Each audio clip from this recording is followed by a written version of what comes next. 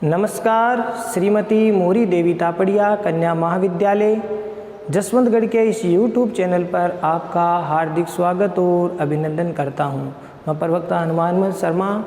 आपको हिंदी साहित्य के अंतर्गत हम BA द्वितीय वर्ष के पाठ्यक्रम जो आपका ऋतुकालीन काव्य है उसमें पाठ 4 देव कवि जिनका जीवन सार सुधा शीर्षक से ये जो पद है वो हमने लिए हैं। पिछले वीडियो में हमने 2 पद इनके पढ़ लिए हैं प्यारे विद्यार्थियों। अब आज तीसरा और चौथा जो पद है वो हम पढ़ने वाले हैं। तो चलिए विद्यार्थियों, देव कवि यानी जिनका पूरा नाम देवदत्त द्विवेदी था उनके पद हैं हम लेते हैं।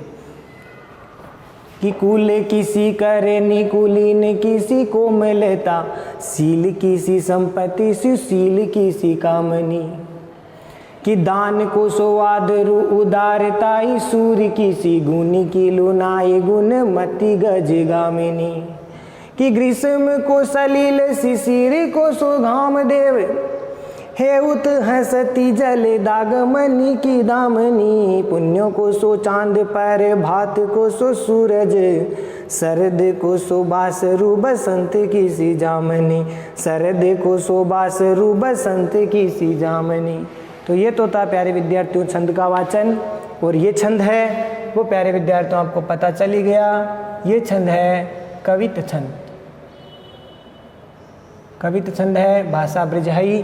तो अब इस पद का अर्थ हम देखते हैं। प्रस्तुत पद में देव कवि ने जो सुंदर युवती है, सुंदर स्त्री है, उसकी सुशीलता, उसकी कुलीनता पर इसमें विशेषताओं पर वर्णन किया है कि स्त्री को कुलीन सुशील होना चाहिए। ये भाव इसमें व्यक्त देव कवि ने किया है।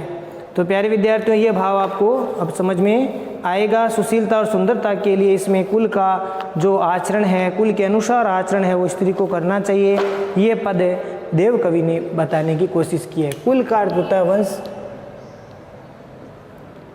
की सी ये शब्द बार बार आ रहे हैं, ठीक है ना, के समान, या इसके यहाँ पर अर्थ हम एक अर्थ ये ले सकते हैं अनुरूप या अनुसार, ठीक है, जैसे ये अर्थ इसमें ले लेंगे, ठीक है। करनी माने आचरण, स्वभाव आचरण, कुलीन माने कुलीनता, अच्छे कुल की। के सी का अर्थ मैंने बता दिया अनुरूप। कोमलता माने कोमलता, ठीक है ना, स्वभाव में कोमलता होना चाहिए, कोमल स्वभाव की। और सील के सील हो, अच्छा आचरण हो, स्वभाव हो, आचरण स्वभाव कैसा हो, इसके अनुसार संपत्ति वैभव संपदा, ठीक है ना, संपदा संपत्ति धन संपत्ति। सुशील माने सुशीलता, कामिनी माने सुंदर स्त्री, ठीक है ना, सौंदर्य।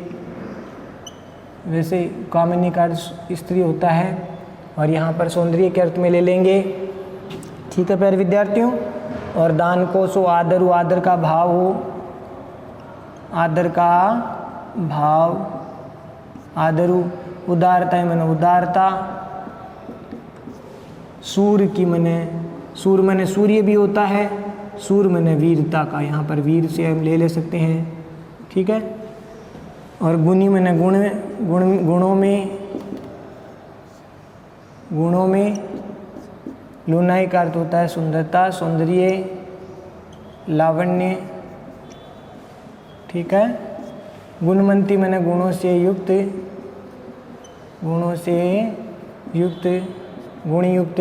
गजगामिनी का अर्थ वैसे सुंदर स्त्री के लिए इसमें आया है, यौवनांगी उसके लिए आया है गजगामिनी, ठीक है ना, जो हाथी की तरह मंथर गति से चले, ठीक है ना। यहाँ पर हाथीनी की तरह मंथर गति से चलने वाली, ये अर्थ हो सकता है, यानी स्थिर रूप से। और ग्रीष्म माने गर्मी है ये। को सलील का अर्थ होता है जल, नीर यानी पानी। शिशिर माने शिशिर ऋतु।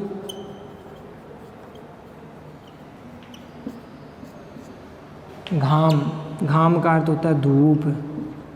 देव माने देव कवि। ये मैं शब्दार्थ पहले थोड़ा आपको लिख देता हूँ। हेमंत का अर्थ होता है हेमंत ऋतु। हेमंत ऋतु। हस्ती का अर्थ होता है अंगीठी, ठीक है, अंगीठी। जलदागमन, जलदागम का मतलब होता है घटाएं, बादल, बादलों का समूह है। और दामिनी का अर्थ होता है बिजली।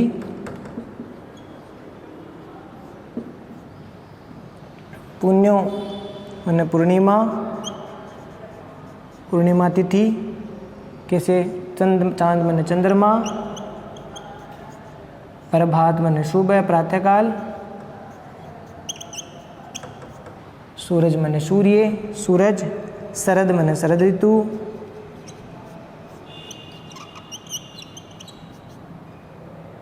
वासरु का अर्थ होता है आपके दिन, वासर दिन को कहते हैं। और बसंत ऋतु की, बसंत है वो ऋतु है, बसंत ऋतु। बसंत ऋतु की जामिनी का मतलब रात्रि। अब देखिए इस पद का अर्थ है।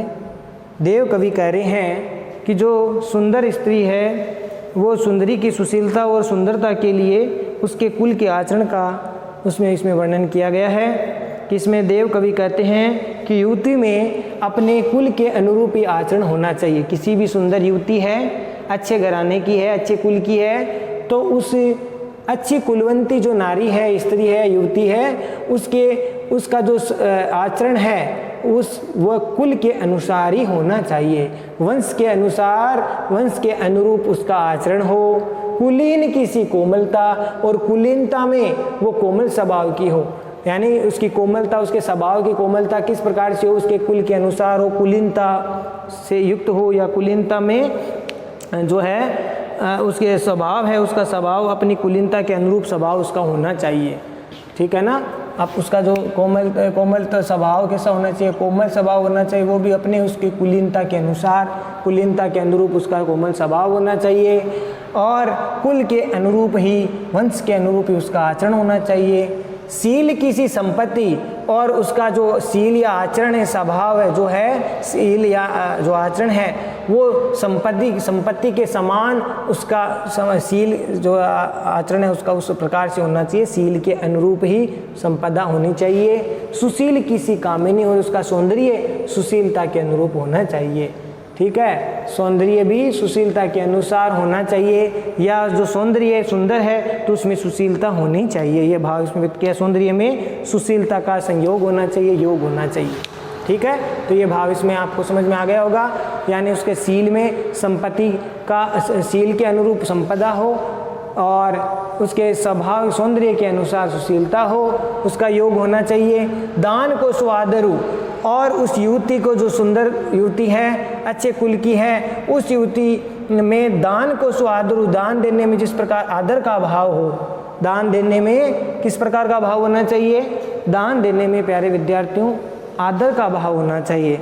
जब किसी को दान दिया जाता है तो उस समय आप ये अंदर अहम आ गया, अहंकार आ गया, तो वो दान देना आपका निरर्थक हो जाता है। दान देने के लिए क्या होना चाहिए, आपके भीतर भाव, आपके भीतर भाव होना चाहिए। क्या? आपके भीतर भाव होना चाहिए आदर का, आदर सहित दान होना चाहिए। तो दान को सो आदर, यानी दान के आदर के अनुरूप ही दान होना चाहिए, या दान देने में आदर का भाव अपेक्षित किया जाता है। उदारता सूर्य की सी, और उदारता है वीरता के समान, वीरता के समान या वीरता के योग के समान वो उदारता होनी चाहिए, ठीक है ना। या उदारता में वीरता किसी योग है वो होना चाहिए।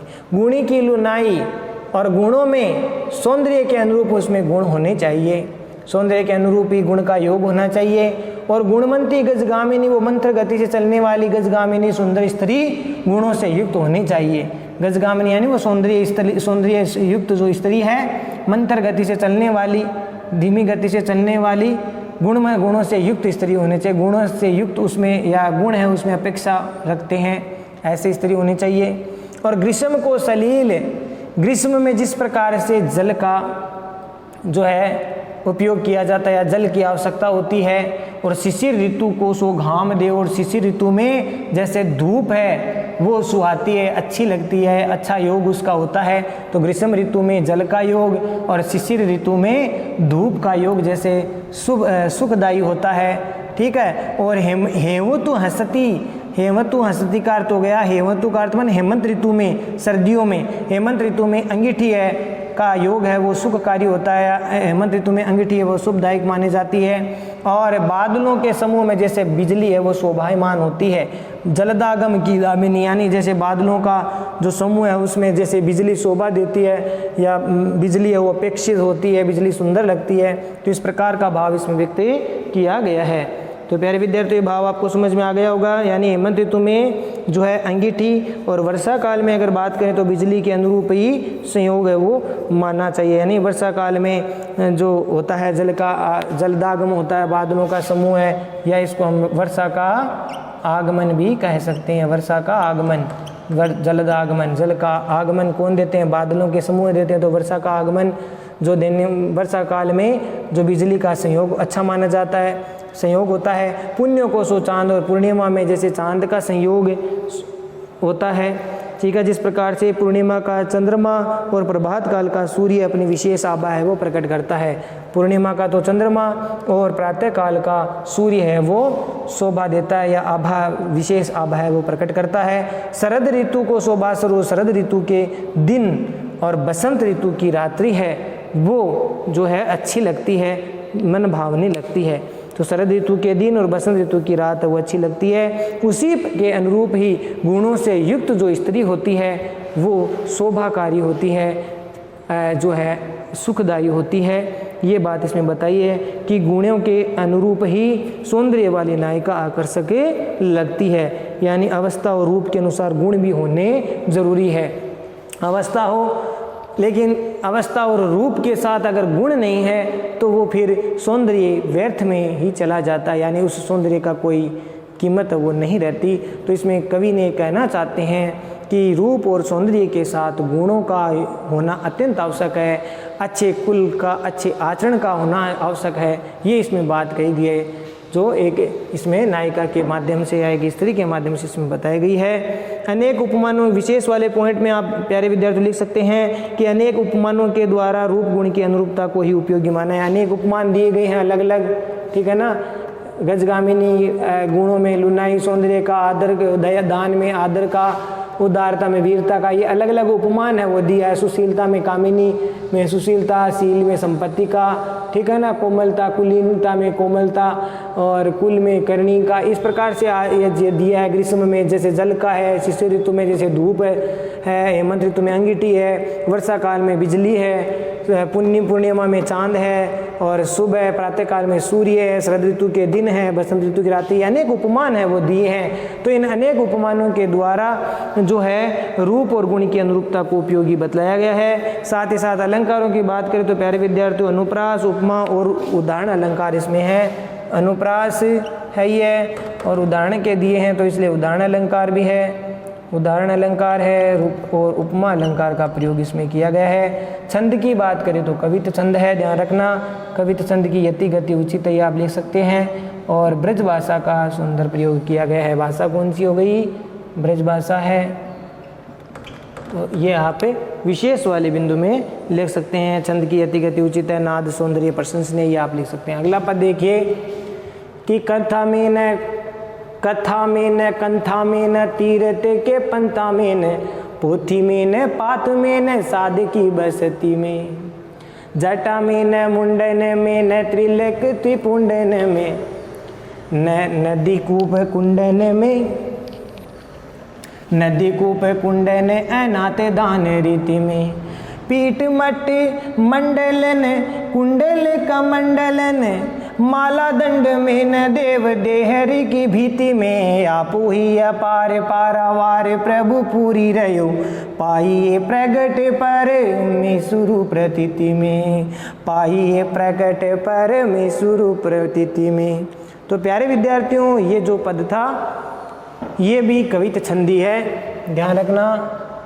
और इस छंद में जो बात कही गई है देव कवि ने, जो बाह्य आडंबर है, देव कवि कहते हैं कि ईश्वर की प्राप्ति के लिए बाह्य आडंबरों की आवश्यकता नहीं है। ये ठीक उसी प्रकार से बात कर रहे हैं जैसे कबीरदास जी बात कहते थे, धर्म जो है ईश्वर की प्राप्ति है, वो धार्मिक जो पाखंड है, आडंबर है, उनसे ईश्वर की प्राप्ति नहीं होती है। ये भाव देव कवि ने भी व्यक्त किया है अपने इस पद के माध्यम से।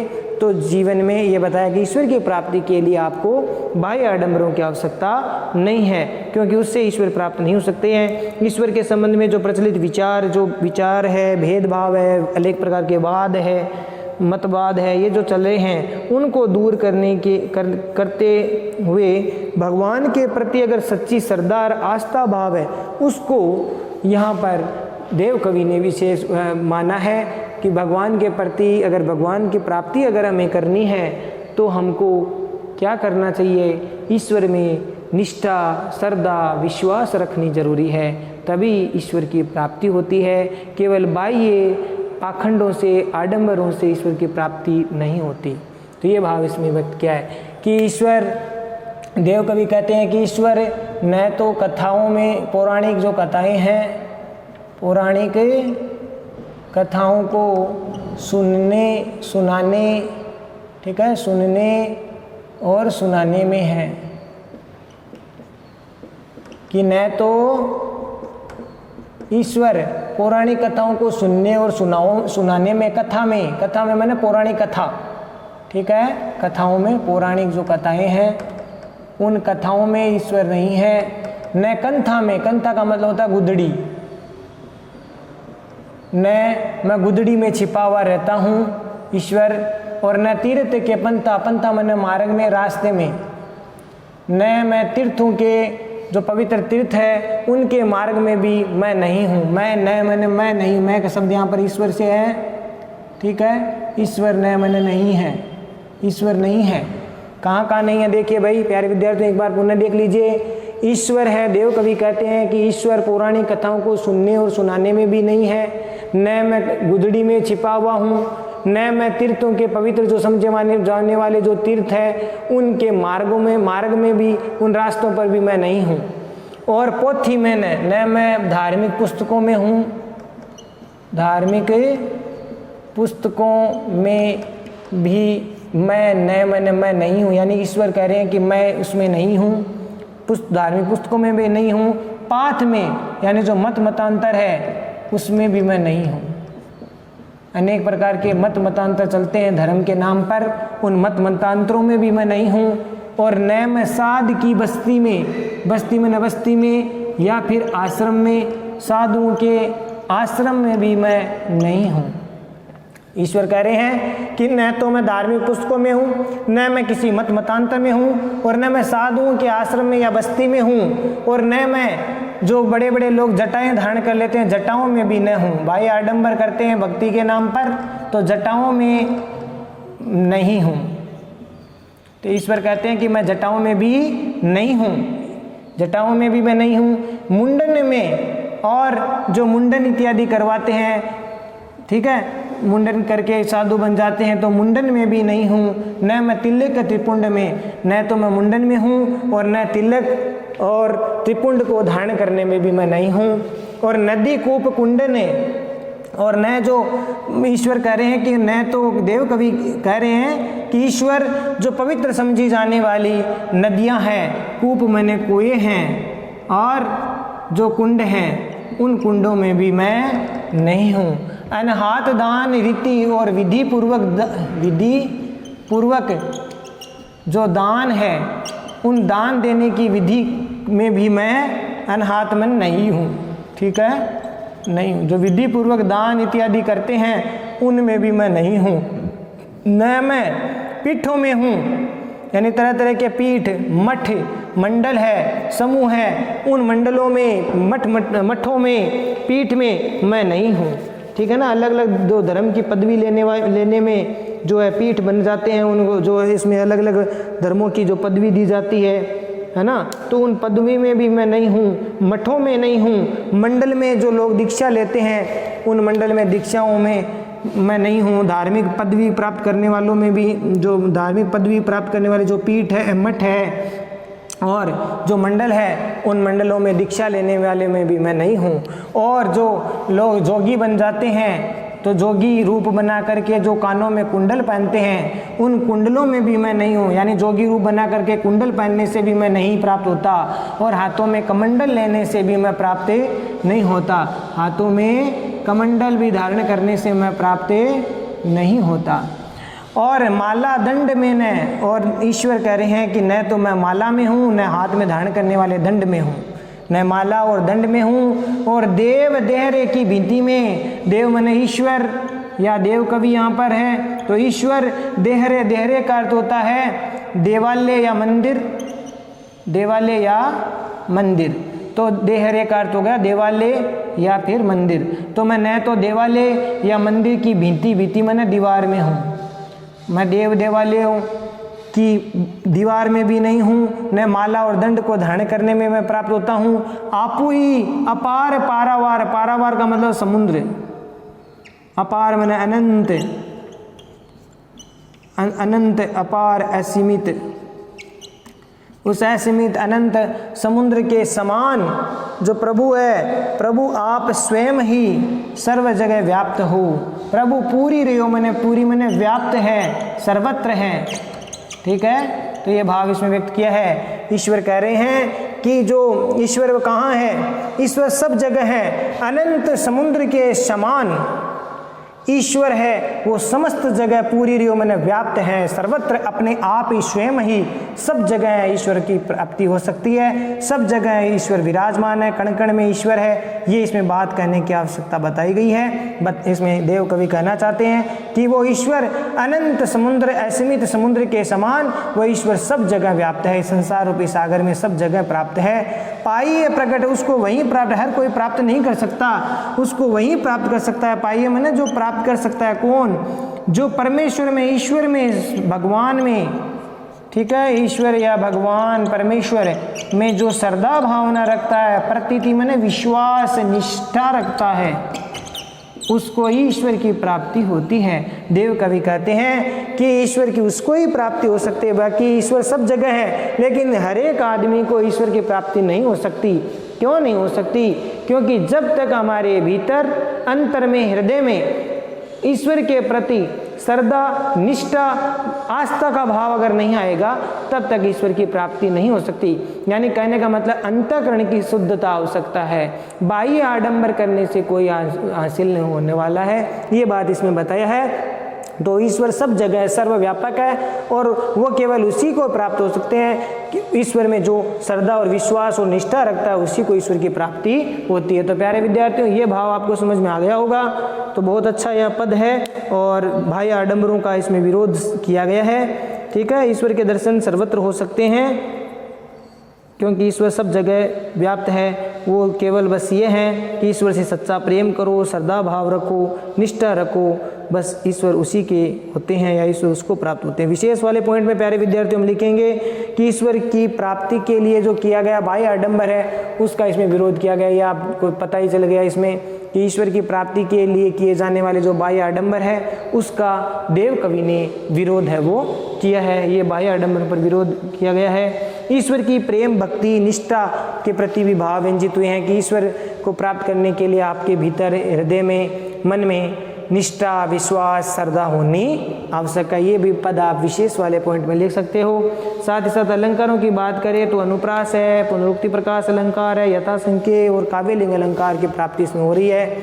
ठीक है, अनुप्रास तो है ही है, एक ही अक्षर बार बार आ रहा है तो पुनरुक्ति प्रकाश अलंकार है, और एक ही ईश्वर की प्राप्ति को संख्याओं के द्वारा अलग अलग दी गई तो यथासंख्य अलंकार है और काव्यलिंग अलंकार है।